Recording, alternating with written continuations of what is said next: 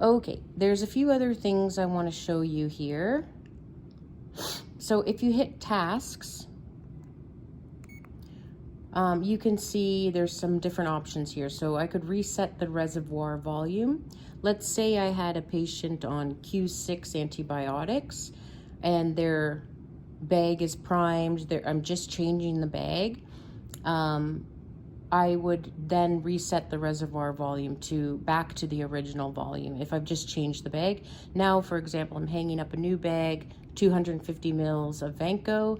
So I would change the medication bag and I would reset the reservoir volume to 250 because it's not due for the patient's not due for a tubing change. I don't have to change the whole tubing or reprime the pump or anything like that. We don't use delayed start, so don't worry about that. We do use this prime tubing. And then lastly, I want to show you view delivery settings. We won't really be looking at anything else except for reports later when we review the PCA pump. But for now, we're just doing like a regular pre-programmed medication that's been set by Bayshore according to our doctor's orders. So what this is set for is under delivery settings. So sorry, I should show that. So we're in tasks, and we're going to use the arrows up and down, view delivery settings and select. And now I can see the settings. So it's set for a continuous rate of 100 milliliters per hour. There's a KVO rate of 0, which is fine. Again, KVO just is keep vein open is what it means. And usually that's set at a very small number. And we often don't use it here for this type of dosing because we're going to give the medication, then we're going to stop. We don't need to keep the infusion running at a KVO. So 100 mils an hour, KVO rate 0, and reservoir volume is 100, which I can see as it is up here, okay? So if I have 100 mils per hour and 100 mils to be infused, this is gonna take 1 hour, right? Okay, now, let's say, for example, this patient's getting Gravol, 100 milliliters per hour and 100 milliliters. Well, we know safely, and we've talked to the pharmacist and we've looked up best practices and we've talked to the doctor. We know that safely we can give Gravol over 15 to 30 minutes. And it doesn't need to be an hour. So we can ask the doctor if we can get a new clinical order for a new rate and change the rate. Do not change the rate without getting a new order from the doctor. Okay, so I want to do it over half an hour because this patient, they don't need to be locked into a pump for an hour just for Gravol, right?